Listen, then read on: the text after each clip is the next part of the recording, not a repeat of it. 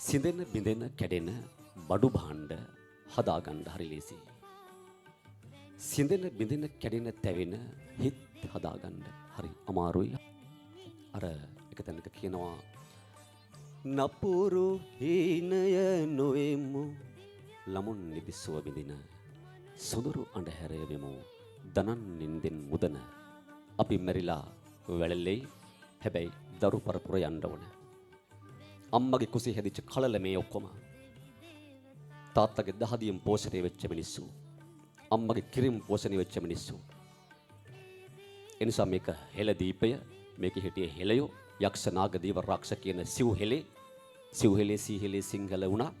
පරගැති දනන් තිපලන වහසි bus අසා නොදමන් ඉවත අත මිනි කැට නොම විමසා.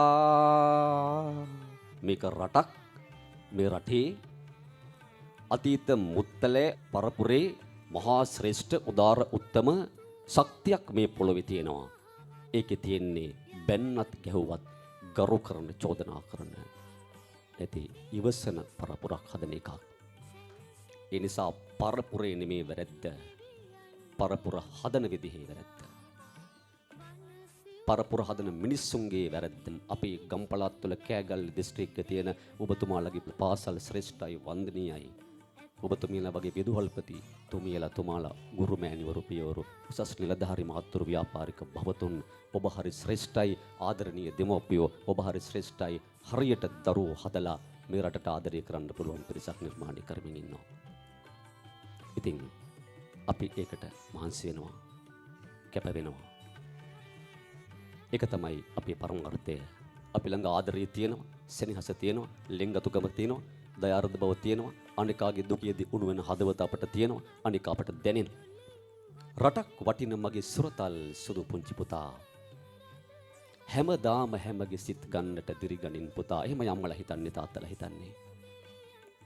බිව් පිරිසිදු මව් කිරිවලටද ගෞරවේ තබා මගේ ඔවදන පිළිගෙන හැදියන් රත්තරන් පුතා.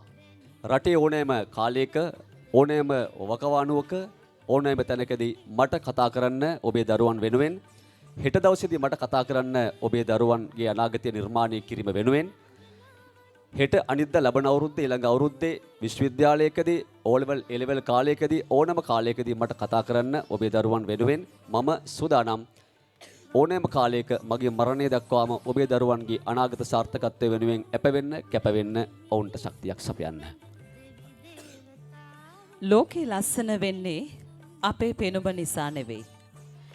ලස්සන හදවත් නිසා.